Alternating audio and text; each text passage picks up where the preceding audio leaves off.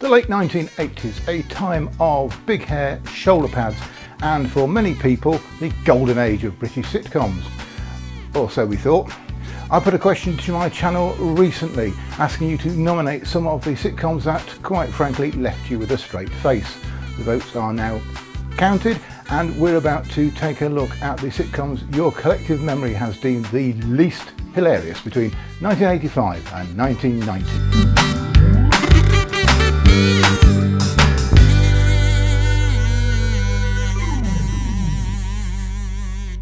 Girls on Top was an early collaboration between what would become four of the most influential women in television comedy: Dawn French, Jennifer Saunders, Tracey Ullman and Ruby Wax.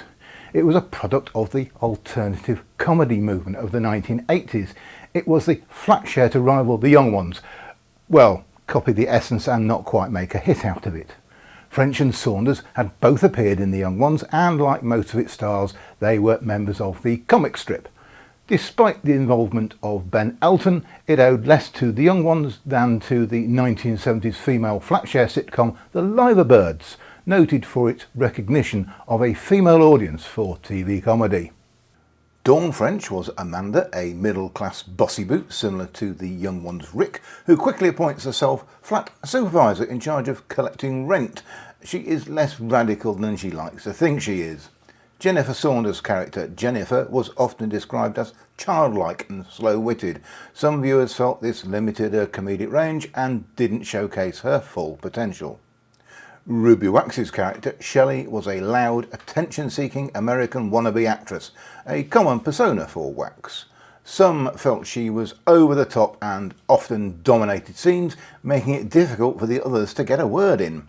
Tracey Ullman's character Candice was a manipulative gold digger, but her character was written out after the first series. She became unavailable as she was pregnant. Their ageing and eccentric landlady, the Lady Chloe Carlton, was played by Joan Greenwood. But did anybody remember their characters after the series was over? Apparently not many. While it was a landmark for featuring an all-female cast in a primetime slot, it also meant it was held to a very high standard of surrealism and wit. For some, it simply didn't live up to the comedic extremity of its male-led predecessor. It's understandable why some people today or at the time may have found it very funny. There are several reasons why others might have been left underwhelmed. An American who watched the DVDs appreciated Dawn French but found the other characters over the top. The influence of the Young Ones is certainly evident. The girls even poached the ending of their predecessor when all the characters are killed off in the final episode. Neither the best nor most successful project of anyone involved, Girls on Top remains interesting as an example of the early work of French and Saunders, Wax and Ullman, and for its unique status as a collaboration between four such high-profile comedians.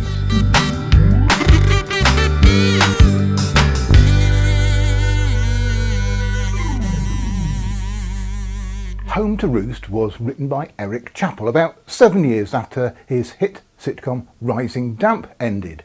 In the meantime, he had also written Only When I Laugh and Duty Free, both of which were generally popular at the time, but they seem not to have aged well according to critics and viewers. Audiences seem just as divided over this inoffensive show. The premise of the sitcom is that Henry Willows, who is in his 40s, has been divorced from his wife for 7 years and is perfectly happy living alone in London. Then one day oldest child Matthew arrives to live with him after being thrown out by his mother. The episodes generally revolve around Henry's annoyance at having his solitude disturbed and the age gap between father and son. It was a popular show at the time and is still enjoyed by some for its nostalgic value.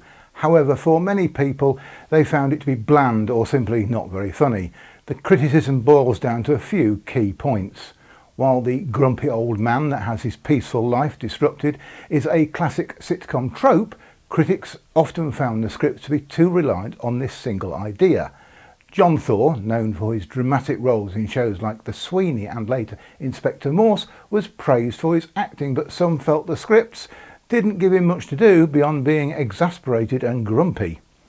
The plots often revolved around predictable, well-worn sitcom situations, whether it was the father teaching the son to drive, disapproving of a girlfriend, or the son throwing a party when the father was away.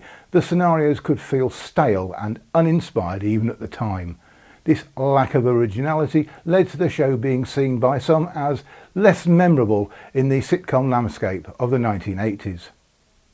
Unlike the anarchic and surreal alternative comedy of the era, Home to Roost was a more traditional, cosy sitcom. It avoided foul language and sharp-cutting humour. For audiences who were looking for more edgy and groundbreaking comedy, Home to Roost could feel too gentle and predictable. It was the kind of show that merely raises a smile rather than delivering big belly laughs. While John Thorpe and Rhys Dinsdale were highly respected actors, their pairing in this particular comedy wasn't always seen as the perfect fit. Thor himself said he found comedy to be the most unfunny thing he had done in his acting career, and for some, this tension came across in the show. In essence, while Home to Roost had a strong cast and was popular enough to run for 4 series, its critics often felt it was a conventional, by-the-book sitcom that lacked the creative spark and comedic punch of its contemporaries. It wasn't bad, it just didn't make them laugh. There was, however, a Dutch version which ran for 55 episodes from 1990 to 1993. The original series was repeated on Channel 4, ITV3, Forces TV and That's TV. All 29 episodes were released on DVD by Network.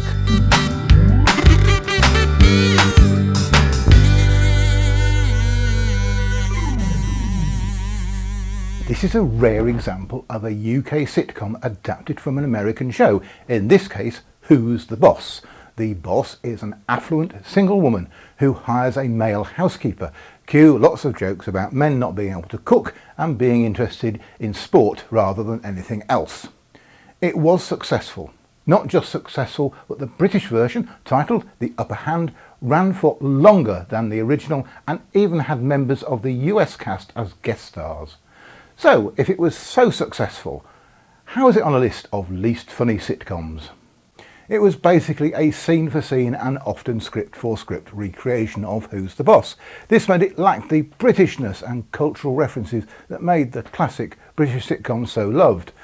The humour felt transplanted. It was a British cast speaking an American dialogue and living in a very American household. The cultural disconnect was often jarring for some viewers.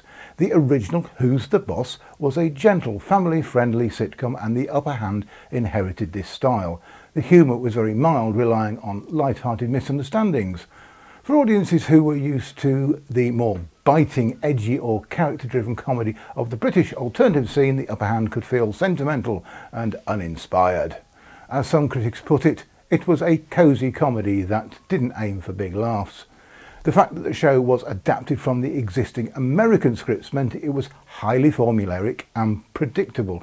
You couldn't really quote a line from it, as one critic observed, because it didn't leave a strong cultural impression. While it had a long run of 94 episodes, it left no cultural mark, which is a remarkable thing for such a long-running show. Shows with far fewer episodes, like Fawlty Towers, 12, or The Good Life, 30, are far more remembered and have become part of the British cultural lexicon. Like the original, a huge part of the show's appeal was the romantic tension between Charlie and Caroline. Whilst this dynamic can be a powerful driver for the show, for many the will they won't they formula became frustrating and repetitive. The audience is kept on the hook for years with no real resolution, which can make the show's individual episodes feel like they're treading water. Eventually, at the end of the 6th series, the pair marry. There was one final series featuring Charlie and Caroline as husband and wife, which went beyond the original premise of the American version. In short, The Upper Hand was a safe, well-made and commercially successful show, but its lack of originality, its gentle to the point of blandness humour, and its status as a direct remake meant that it never truly connected with audiences on a deeper, more memorable level. It was a show that people watched, but not one that they loved or remembered in the same way as the great British sitcoms. And that wraps up this part of our painful trip down memory lane. Do you remember watching any of these shows at the time? Were they as good or as bad as you thought? Thank you so much for joining me on this comedic archaeological dig. Your votes made this video possible, so don't forget to like and subscribe and let me know in the comments what you thought of these sitcoms.